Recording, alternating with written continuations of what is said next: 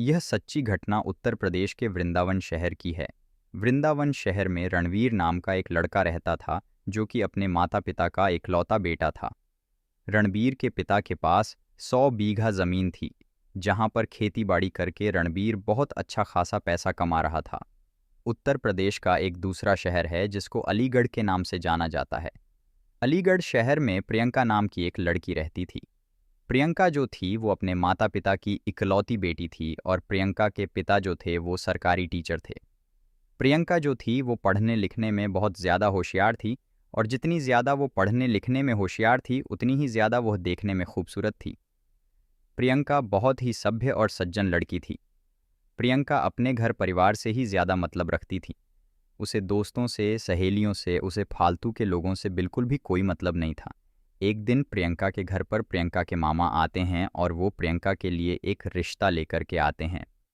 प्रियंका के mummy papa से कहते हैं कि एक बहुत ही अच्छा लड़का है जिसके पास इन 100 बीघा ज़मीन है, बहुत अच्छी खासी तिवाड़ी है और वो वृंदावन में रहता है, उसका नाम रणवीर है। तो प्रियंका के मम्मी पापा जब ये चीज़ सुनते हैं कि लड़के के पास का ज़मीन है तो वो बहुत ही ज़्यादा खुश होते हैं। उनको ऐसा लगता है कि इससे ज़्यादा ज़मीन तो किसी लड़के के पास होगी नहीं, और ये लड़का हमारे लड़के के लिए बहुत अच्छा रहेगा। इसीलिए प्रियंका के मम्मी पापा जो होते हैं वो प्रियंका के मामा से बात करते हैं और कहते हैं कि हमें उस लड़के से मिलवा हो। कुछ दिनों के बाद में प्रियंका के मामा प्रियंका और प्रियंका के मम्मी पापा सभी लोग रणवीर के घर पर पहुंचते हैं वृंदावन, और वहां पर जाकर के दोनों की मीटिंग होती है। जब मीटिंग होती है तो शादी पक्की हो जाती है, और शादी पक्की होने के कुछ दिन बाद में रिंग सेरेमनी होती है। रिंग सेरेमनी होने के बाद में फिर शादी होती है 1 दिसंबर को शादी होने के बाद में प्रियंका जो होती है वह अलीगढ़ से वृंदावन पहुंच जाती है अपने ससुराल में, और रणवीर के साथ में काफ़ी अच्छे तरीके से रहने लगती है। 1 साल लगभग बीतने को आया हुआ था। प्रियंका अपने सास ससुर और अपने पति के साथ में काफ़ी खुश थी और बहुत अच्छे तरीके से उनके साथ में रह रही थी। प्रियंका जो होती वो अपने सास ससुर का, अपने पति का काफ़ी ध्यान रखती थी और इज्जत भी बहुत किया करती थी। 1 दिसंबर आने से कुछ दिन पहले रणवीर के जो माता पिता होते हैं वो रणवीर और प्रियंका की शादी की सालगिरह का प्लान करते हैं। दोनों की शादी का सालगिरह के प्लान के मुताबिक 1 दिसंबर भी जाता है और दोनों की शादी की सालगिरह मनाई जाती है। ज़रों शरों से शादी की सालगिरह मनाई जाती है। रात का समय होता है, काफ़ी बड़ा लॉज होता है और बहुत सारे रिश्तेदार वहाँ पर होते हैं।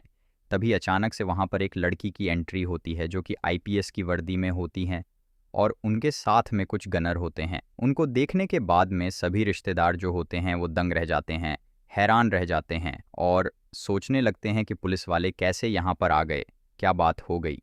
तभी वो सीधे अचानक से रणवीर के पास जाती हैं और रणवीर को बधाई देती है। दरअसल वो कोई और नहीं थी बल्कि वो रणवीर की ही दोस्त थी, और उनका नाम रोशनी था। वो एक आईपीएस ऑफिसर थी और वो वृंदावन में ही अपनी नौकरी कर रही थी।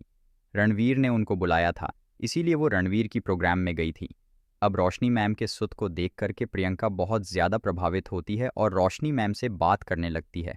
उनसे पूछने लगती है कि मैम आपने तैयारी कैसे करी, कितना समय आपको लगा, मैं भी आपकी तरह एक बड़ा ऑफिसर बनना चाहती हूँ। तो उसके बाद में रोशनी मैम प्रियंका को बहुत सारी चीज़ें बताती हैं और उसको समझाती हैं कि इसमें बहुत समय लगता है, मेहनत भी लगती है, रिस्क भी लगता है, काफ़ी चीज़ें इसमें रखती हैं। तब जाकर के हम तैयारी कर पाते हैं और तब हम जाकर के एक बड़े ऑफिसर अधिकारी बन पाते हैं। अगर तुम तैयारी करना चाहती हो तो तुम आराम से तैयारी करो। तुम्हें अगर कुछ भी पूछना हो तो तुम मुझसे कॉल करके पूछ सकती हो, मैं तुम्हें सारी चीज़ें बता दिया करूँगी, जो भी तुम मुझसे पूछोगे। तो प्रियंका जो होती है वो काफ़ी खुश होती है और रोशनी मैम को बहुत ज़्यादा धन्यवाद करती है। प्रोग्राम ख़त्म होने के बाद में दूसरा दिन निकलता है, तो प्रियंका जो होती है वो अपने पति रणवीर से बात करने की कोशिश करती है और रणवीर से कहती है कि रणवीर, मैं आपसे कुछ बात करना चाहती हूँ। अगर आप मुझे डांट ना लगाएं तो मैं आपसे बात करने के लिए तैयार हूँ। तो रणवीर कहता है कि पहले आप बात तो बताओ, क्या बात है, उसी के बाद में तो डिसाइड होगा कि मुझे डांटना है या फिर नहीं डांटना है।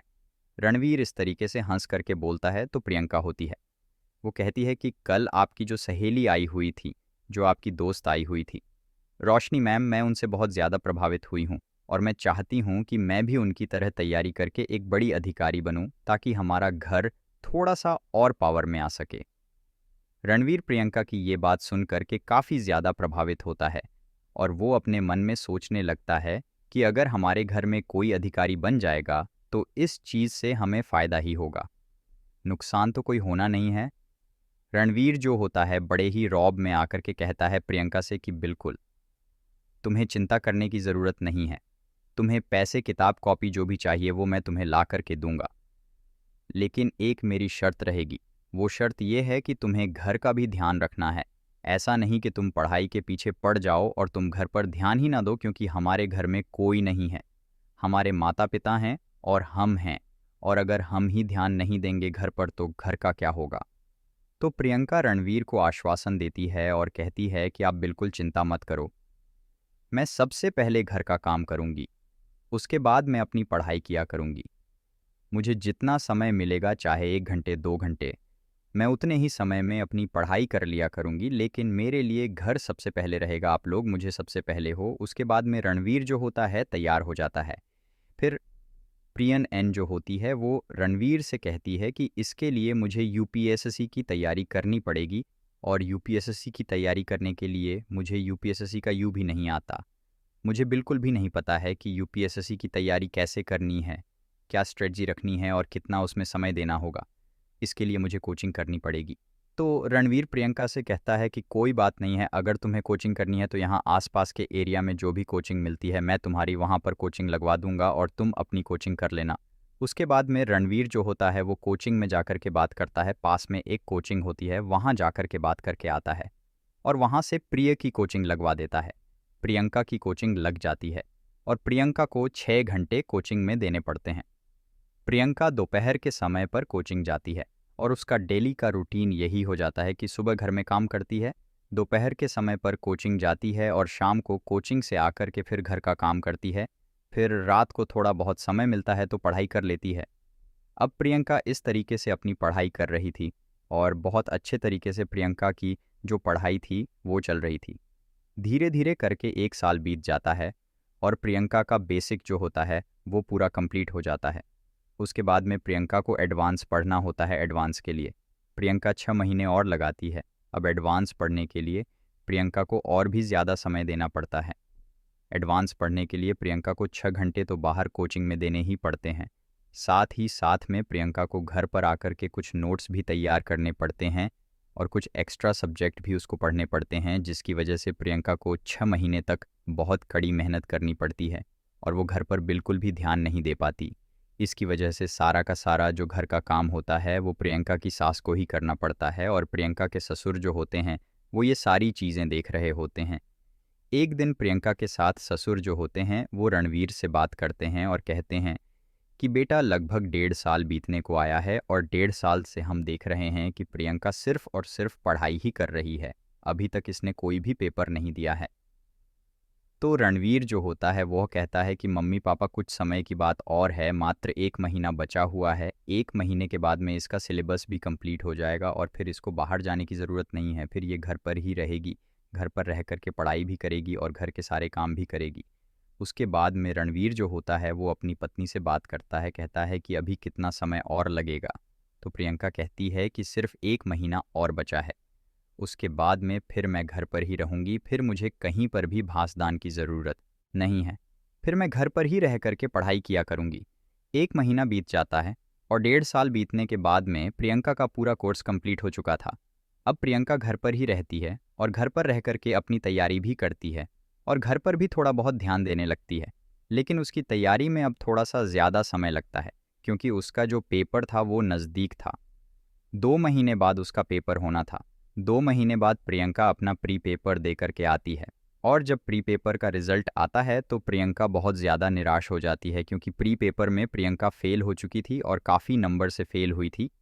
जब ये चीज़ रणवीर को पता चलती है, कि घर वालों को पता चलती है, तो वो लोग भी प्रियंका को ताने मारने लगते हैं और प्रियंका से कहते हैं कि 1.5 साल तुमने पढ़ाई करी, तुम्हें इतनी मैंने मेहनत कराई, इतना पैसा खर्च किया, उसके बाद में भी तुम प्री पेपर में फ़ेल हो गई हो, तो फिर मेंस और इंटरव्यू कैसे निकालो। तो प्रियंका जो होती है वो अपने पति से बात करती है रणवीर से अकेले में और उनसे कहती है कि मुझे 1 साल का समय और दे दो, अगली साल का पेपर और आएगा, मैं उस पेपर को देने के बाद में तैयारी छोड़ दूंगी। अगर मैं उसमें पास नहीं हुई तो उसके बाद में रब्बी जो होता है वो 1 साल के लिए राज़ी हो जाता है और कहता है कि सिर्फ 1 साल का समय मैं तुम्हें दे रहा हूँ, इसके बाद मैं तुम्हें बिल्कुल समय नहीं दूंगा, चाहे कुछ भी हो, क्योंकि हमें भी अपने आगे के फ्यूचर के बारे में सोचना है। अगर तुम्हें अपने सपने पूरे करने ही है तो तुम अपने बच्चों से अपने सपने पूरे करा लेना, लेकिन अब हमारी सबकी ज़िंदगी बर्बाद मत करो, क्योंकि तुम तो पूरे दिन पढ़ाई करती रहती हो, उसके बाद में मेरे मम्मी पापा को सारा घर का काम करना पड़ता है। वो बहुत ज़्यादा परेशान हैं और बहुत ज़्यादा बीमार भी रहते हैं। वो इसी वजह से और इसी टेंशन की वजह से तो प्रियंका कहती है, ठीक है, बस मुझे 1 साल का समय और दे दो। 1 साल में अगर पेपर नहीं निकला तो मैं पेपर को छोड़ दूंगी और मैं घर पर ही ध्यान दूंगी। रन भी तैयार हो जाता है। प्रियंका फिर से अपनी तैयारी को ज़ोरों शोरों से करने लगती है। कुछ महीने के बाद में प्रियंका का प्री पेपर होता है और प्रियंका प्री पेपर को बहुत अच्छे तरीके से इस बार दे करके आती है।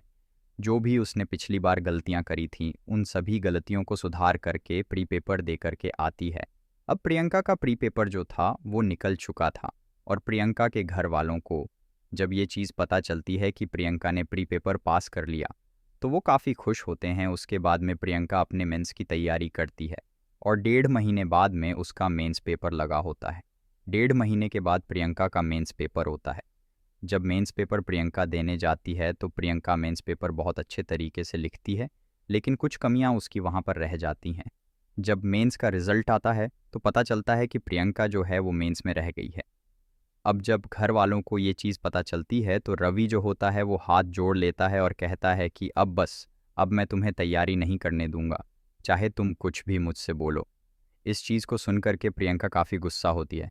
कहती है कि अब मैं मेंस तक पहुंच गई हूं, तो अब मुझे थोड़ी सी तैयारी और करने दो। हो सकता है कि इस बार मैं मेंस भी क्लियर कर लूं और इंटरव्यू क्लियर करके मैं इस बार जो है अफसर बन जाऊं। उसके बाद में रणवीर और प्रिया के बीच में काफ़ी बहस होती है। बहस होने के बाद में प्रियंका जो होती है वो अपने ससुराल को छोड़ करके अपने मायके चली जाती है और अलीगढ़ वापस के अपने माता पिता के साथ में रहने लगती है और वहाँ पर तैयारी करती है। लगभग ना महीने बीत जाते हैं और 3 महीने बीतने के बाद में रणवीर प्रियंका की माँ को फ़ोन करता है। उनसे कहता है कि आप अपनी बेटी को हमारे पास भेजोगे या फिर मैं तलाकनामा पेपर के कागज़ भेजूं। तो प्रियंका की माँ जो होती है वो अपने दामाद को यानी कि रणवीर को समझाती हैं और कहती हैं कि लल्ला कुछ समय इसको और दे दो, इस बार ये और पेपर दे ले।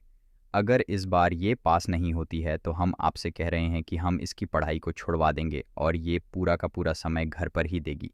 उसके बाद में रणवीर जो होता है वो गुस्सा होता होता है, कहता है कि अब मुझसे चाहे आप कहे या फिर कोई भी कहे, लेकिन अब मैं इसको तैयारी नहीं कराने दूंगा। अब इसको तैयारी छोड़नी ही होगी और अब इसको घर पर ही ध्यान देना हुआ, क्योंकि मेरे माता पिता काफ़ी बीमार रहते हैं।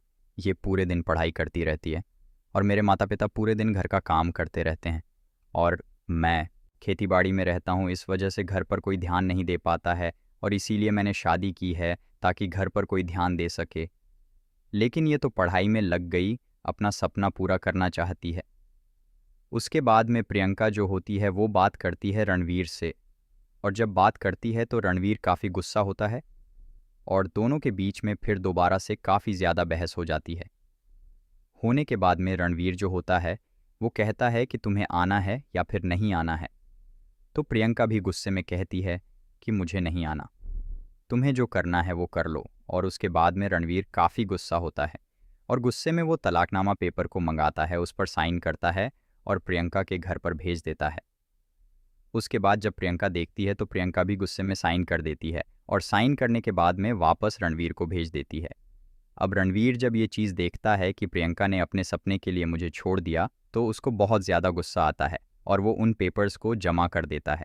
उसके बाद में नवी जो होता है वो गुस्से में दूसरी शादी कर लेता है और दूसरी शादी करने के बाद में दूसरी बीवी को अपने घर ले आता है, क्योंकि उसने पहली पत्नी से पूरे तरीके से तलाक दे दिया था और अब वो दूसरी पत्नी के साथ में रहने लगता है। इधर प्रियंका को जब ये चीज़ पता चलती है कि रणवीर ने शादी कर ली है दूसरी, तो प्रियंका बहुत ज़्यादा टूट जाती है। उसके बाद में प्रियंका अपनी पूरी ताकत, अपनी पूरी एनर्जी पढ़ाई में लगा देती है और धुआंधार वो पढ़ाई करती है और बहुत अच्छे तरीके से पढ़ाई करती है, ज़ोरों शरों से पढ़ाई करती है। पूरे दिन एक कमरे में पड़ी रहती है और बस अंदर पढ़ती रहती है।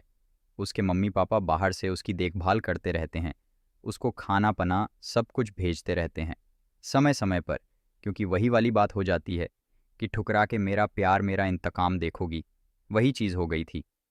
कुछ समय बाद में प्रियंका का प्री पेपर होता है और प्रियंका बहुत अच्छे तरीके से अपना प्री पेपर करके आती है। प्री पेपर का रिजल्ट आता है। जब रिजल्ट आता है तो प्रियंका देखती है कि इस बार तो उसके नंबर जो है वो कट ऑफ से भी ज़्यादा हैं। तो प्रियंका बहुत ज़्यादा खुश होती है और वो रोशनी मैम को बताती है कि मैम इस बार मेरे जो नंबर है वो कट ऑफ से भी ज़्यादा आए हैं। जब रोशनी मैम ये चीज़ सुनती हैं तो बहुत ज़्यादा प्रभावित होती हैं और वो कहती हैं कि तुम्हें मेंस के लिए कैसे तैयारी करनी है, इंटरव्यू के लिए कैसे तैयारी करनी है, वो सारी चीज़ें मैं तुम्हें बताऊंगी। उसके बाद मैं रोशनी मैम हेल्प करती है प्रियंका की, और रोशनी मैम की हेल्प से प्रियंका इस बार मैच को बहुत अच्छे तरीके से निकाल लेती है और जब इंटरव्यू की बारी आती है तो इंटरव्यू बहुत अच्छी तरीके से पास कर लेती है। सारी चीज़ें पास करने के बाद में रोशनी की ट्रेनिंग होती है और रोशनी ट्रेनिंग के लिए देहरादून निकल जाती है। ट्रेनिंग ख़त्म होने के बाद में जब प्रियंका वापस लौटती है तो उसको आगरा में आईपीएस का पद मिल जाता है और आगरा में अपना नौकरी करना शुरू करती है। प्रियंका जब पहले दिन दफ्तर में जाती है तो वो अपने पति को याद करने लगती है और सोचती है कि आज उनकी वजह से मैं यहाँ पर हूँ। अगर उन्होंने मेरी कोचिंग नहीं लगाई होती, मुझ पर भरोसा नहीं किया होता था, तो आज मैं यहाँ पर नहीं होती। चाहे कुछ भी हो, वो अपने परिवार वालों से भी लड़े, अपने मम्मी पापा को ही समझाया, लेकिन आज उनकी वजह से ही मैं यहाँ पर हूँ और उन्होंने मेरी वजह से बहुत रिस्क भी लिए थे। प्रियंका सोच करके रोने लगती है और प्रियंका फिर ये भी सोचती है कि काश मैंने उस दिन तलाकनामा पेपर पर साइन नहीं किए होते तो आज रणवीर मेरे साथ ही होते और मैं और भी ज़्यादा खुश होती। उसके बाद में प्रियंका रोती रहती है काफ़ी देर तक ऑफिस में बैठी बैठी। फिर उसके बाद में कुछ समय बाद वो अपने आप को संभालती है और संभालने के बाद में अपने काम पर ध्यान देने लगती है। उधर रणवीर जो था वो बहुत ज़्यादा मुसीबतों में घिर चुका था। रणवीर की जो दूसरी पत्नी थी वो 9 मंथ प्रेग्नेंट थी और डॉक्टर ने उसका केस काफ़ी ज़्यादा क्रिटिकल बताया था। डॉक्टर ने कहा था कि हम बच्चे में से बीवी में से किसी एक को ही बचा सकते हैं। साथ ही साथ में रणवीर की दूसरी पत्नी का जो बड़ा भाई था वो बहुत ज़्यादा मक्कार था और उसकी सीधी नज़र थी। रणवीर के पैसे पर रवीर की ज़मीन जायदाद पर कुछ दिनों के बाद में शाम का समय हो रहा था। प्रियंका मैडम अपनी कार से घर वापस लौट रही थी और वो उस समय पर आगरा में ही रहा करती थी। वो दफ्तर से घर वापस लौट रही थी और उनके साथ में उस समय पर एक गनर था और उनका ड्राइवर कार चला रहा था। तभी वो अचानक से दी कि एक हॉस्पिटल है जो कि बच्चों वाला हॉस्पिटल है और वहाँ पर बहुत सारी भीड़ लगी हुई है बाहर और किसी एक आदमी को मारा जा रहा है। जैसे वो ये चीज़ देखती हैं वो तुरंत कार रुकवा हैं और भागती हुई ड्राइवर के साथ कनर के साथ वहाँ पहुँचती हैं। अपनी ड्रेस में होती हैं, प्रिया मैडम को आईपीएस की वर्दी में देख करके जो भीड़ होती है वहाँ से हट जाती है और जैसे प्रिया मैडम उस शख्स के पास जाती हैं जो पिट रहा था तो वो देखती हैं कि वो कोई और शख्स नहीं है बल्कि उनका एक्स हस्बैंड रणवीर है। जैसे ये चीज़ देखती हैं तो वो तुरंत को और गन को बुलाती है और जल्दी से रणवीर को गाड़ी में बिठवा है, क्योंकि रणवीर का बहुत ज़्यादा खून बह चुका था, उसका सर फट चुका था और उसके पेट पर भी बहुत सारे लात घुस्से मारे गए थे, जिसकी वजह से उसके पेट पर बहुत सारे घाव हो गए थे। मैडम तुरंत उसको गाड़ी में बिठवाती हैं और गाड़ी में बिठवा करके तुरंत बड़े हॉस्पिटल में लेकर के पहुंचती हैं। वहां पर आईसीयू में रवि का ट्रीटमेंट चलता है। जब ट्रीटमेंट होता है 2 घंटे बीत जाते हैं। मैडम बाहर बैठ करके इंतज़ार कर रही होती हैं, भगवान से दुआ कर रही होती हैं। 2 घंटे बाद डॉक्टर बाहर लौटते हैं और वो कहते हैं कि हम बहुत ज़्यादा परेशान हैं, हमने पूरी कोशिश कर ली लेकिन हम रवीर के किसी भी ट्रीटमेंट में सफल नहीं हो पा रहे हैं, क्योंकि रणवीर का खून बहुत ज़्यादा बह चुका है और हमें अर्जेंट में खून की बहुत ज़्यादा ज़रूरत है। हमने अपने डिपार्टमेंट को ही फ़ोन कर लिया है, लेकिन इस समय पर खून की व्यवस्था कहीं पर भी नहीं हो पा रही। तो प्रिया मैडम कहती हैं कि मेरा ओ पॉजिटिव खून है, अगर आप चाहो तो ले सकते हो और मेरा खून लेकर के आप रवीर को चढ़ा दो। उसके बाद में प्रिया मैडम का 1 बोतल खून लिया जाता है और रवीर को डॉक्टर चढ़ाते हैं। उसके बाद में ट्रीटमेंट होता है 2-3 घंटे तक और 2-3 घंटे के बाद में डॉक्टर्स को सफलता मिल जाती है। डॉक्टर्स दूसरे रूम में जाते हैं जहां पर प्रियंका मैडम ने खून दिया था वहाँ पर जाकर के बताते हैं कि अब रबीर ख़तरे से बाहर हैं, उनका ट्रीटमेंट सक्सेसफुल हो चुका है। उसके बाद में रात भर प्रिया मैडम जो होती हैं वो वहीं पर लेटी रहती हैं, पर उन्होंने खून दिया था और लेट करके रणवीर का इंतज़ार करती रहती हैं। इधर रणवीर का ट्रीटमेंट हो चुका था। रणवीर पूरी रात वहाँ पर बेहोश पड़ा रहता है। उसके बाद में सुबह जब दिन निकलता है तो रणबीर को होश आता है। प्रिया मैडम उसके पास पहुंचती हैं और उससे पूछती हैं कि क्या हुआ था तुम्हारे साथ, तुम मुझे सारी चीज़ें बताओ। उसके बाद में रवि जो होता है वो बताता है कि मेरी जो दूसरी पत्नी है वो 9 मंथ प्रेग्नेंट थी और उसको हम लोगों ने वृंदावन जब दिखाया था तो वहाँ पर उन्होंने हमको आग्रह रेफ़र कर दिया था। जब हम आगरा हॉस्पिटल में लेकर के आए तो डॉक्टर्स ने कहा कि केस बहुत ज़्यादा क्रिटिकल है, हम बच्चे और बीवी में से किसी एक को ही बचा सकते हैं और यहाँ पर बच्चे के बचने की ज़्यादा पॉसिबिलिटी है, इसीलिए डॉक्टर्स ने बच्चे को बचा लिया। लेकिन मेरी जो दूसरी पत्नी थी उसको नहीं बचा पाए। जब मेरे ससुराल वालों को ये चीज़ पता चली तो वो लोग आए और बिना मेरे से कुछ पूछे मेरे को मारने लगे और मुझे बुरे तरीके से मारा। अगर तुम नहीं आती तो शायद मैं बच भी नहीं पाता। उसके बाद में प्रियंका मैडम पूछती हैं कि तुम्हारी जो बच्ची है वो कहाँ पर है, तो रणवीर बताता है कि उसको तो मम्मी पापा लेकर के चले गए। मैं भी उसको लेकर के जाने वाला था घर पर ताकि उसका देह संस्कार कर सकूं अपनी दूसरी पत्नी का, लेकिन तब तक मेरे ससुरा वाले आ गए और मेरे से बिना कुछ पूछे मुझ पर दोष लगाने लगे और मुझे मिलकर के बुरी तरीके से मारा। ये सारी चीज़ें सुनने के बाद में प्रियंका मैडम रोने लगती हैं, उनकी आंखों से आंसू आने लगते हैं और वो रवीर से कहती है कि देख लो, आज तुम्हारी इस ज़िद की वजह से क्या हो गया। अगर तुमने उस दिन मेरे से ज़िद नहीं की होती, मुझे 1 साल और दे दिया होता तो आज हम सब लोग बहुत ज़्यादा खुशी खुशी रह रहे होते। तभी थोड़ी देर में डॉक्टर्स आ जाते हैं। वहाँ पर डॉक्टर चेकअप करते हैं रणवीर का और प्रियंका मैडम को बताते हैं कि मैडम अभी 1 हफ्ते तक हम रणवीर को यहीं पर रखेंगे। उसके बाद में प्रियंका मैडम जो होती हैं डॉक्टर से कहती हैं कि ठीक है, मैं तो इस समय पर जा रही हूँ क्योंकि मुझे अपना ऑफिस भी करना है और मैं यहाँ पर आती रहूँगी। अगर तुम किसी भी चीज़ की ज़रूरत है तो तुम मुझे फ़ोन करके पूछ लेना, मैं यहाँ पर आकर के तुम्हारी हेल्प कर दूँगी। उसके बाद मैं रवीर को वहाँ पर छोड़ कर के प्रियंका मैडम चली जाती हैं, अपने बंगले पर पहुँचती हैं क्योंकि वो आगरा में ही रह रही थी। अपने बंगले पर जाकर के वहाँ फ्रेश होती हैं, उसके बाद अपने दफ्तर जाती हैं। 1 हफ्ते तक इस तरीके से मैडम जो होती हैं दफ्तर जाती हैं और रणवीर से मिलने भी जाती हैं। 1 हफ्ता बीत जाता है। 1 हफ्ता बीतने के बाद में जब रणवीर पूरे तरीके से स्वस्थ हो जाता है तो प्रियंका मैडम उसको लेकर के अपने बंगले पर आ जाती हैं और बंगले पर उसकी देखभाल करने लगती हैं।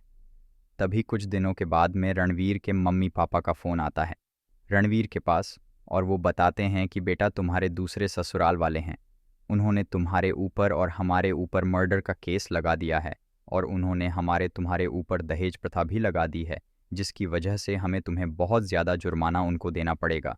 वो RS करोड़ रुपए की मांग हमसे कर रहे हैं। जब रवीर ये बातें सुनता है तो रवीर के पैरों तल ज़मीन खिसक जाती है। अब वो ये सारी चीज़ें प्रियंका मैडम को बताता है। प्रियंका मैडम जब ये चीज़ सुनती हैं तो वो कहती हैं, तुम चिंता मत करो, मैं तुम्हारे ससुर वालों से बात करूंगी। उसके बाद में प्रियंका मैडम रणवीर के ससुराल वालों से बात करती हैं और काफ़ी बात करने के बाद में रणवीर के ससुराल वाले जो होते हैं वो RS करोड़ में अपना केस वापस लेने के लिए बोलते हैं। तो प्रियंका मैडम जो होती हैं वो रणवीर को बताती हैं कि वो 1 करोड़ में अपना केस वापस लेने के लिए तैयार है।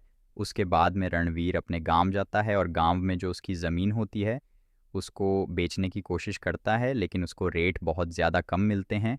तो फिर वो अपने घर पर वापस लौट करके आता है वृंदावन और बताता है मम्मी पापा को कि मम्मी पापा वहाँ पर ज़मीन के रेट बहुत कम मिल रहे हैं और इससे अच्छा होगा कि हम अपने मकान को भेज दें, हम कहीं किराए पर ले लेंगे और इस तरीके से हम जो है अपना पूरा कर्जा चुका देंगे और हम एक केस से भी बच जाएंगे। उसके बाद में रणवीर ये सारी चीज़ें प्रियंका मैडम को बताता है कि हम अपना मकान बेच रहे हैं और मकान बेच करके हम अपना कर्जा चुकाएंगे। तो प्रियंका मैडम कहती हैं, ठीक है तुम अपना मकान बेच दो, लेकिन शर्त ये रहेगी कि मकान बेचने के बाद में तुम सभी लोग मेरे पास आ जाओगे। तो रणवीर जो होता है वो मान लेता है। रणवीर अपना मकान बेचता है और अपने मम्मी पापा अपनी बेटी को लेकर के अपनी बच्ची को लेकर के प्रियंका मैडम के पास बंगले पर आगरा पहुंच जाता है। वहाँ पर रहने लगता है। कुछ समय के अंदर ही प्रियंका मैडम 8 लाख का इंतज़ाम करती हैं और पूरा 1 करोड़ तैयार करके है कि अब हमारा तुमसे कोई वास्ता नहीं है, अब हमारा तुमसे कोई मतलब नहीं है और ना ही हम तुम्हारे ऊपर किसी भी तरीके का केस लगाएंगे। इसके बाद में प्रियंका और डब का परिवार जो होता है वो सभी एक साथ रहने लगते हैं और काफ़ी खुशी खुशी रहने लगते हैं। कुछ समय के बाद में प्रियंका के माता पिता भी वहाँ पर आते हैं। तो जब वो लोग वहाँ पहुँचते हैं तो सारी कहानी बताई जाती है, तो सभी लोग मिलकर के फिर दोबारा से प्रियंका और रणवीर की शादी कर देते हैं। जोरों शोर से दोनों की शादी हो जाती है। आज के समय पर प्रियंका रणवीर सभी लोग अपने माता पिता के साथ में वहीं पर रह रहे हैं और आगरा में रह करके अपनी ज़िंदगी बहुत खुशी खुशी बिता रहे हैं। तो आज की इस कहानी से आपको क्या मिली है, आप लोग कमेंट करके ज़रूर बताइएगा। आपकी कमेंट्स जो है वो हमें काफ़ी ज़्यादा हौसला देती है और आपके जो लाइक्स होते हैं वो हमें बहुत ज़्यादा मोटिवेट करते हैं ताकि हम इस तरीके की स्टोरीज़ आपके लिए लाते रहें।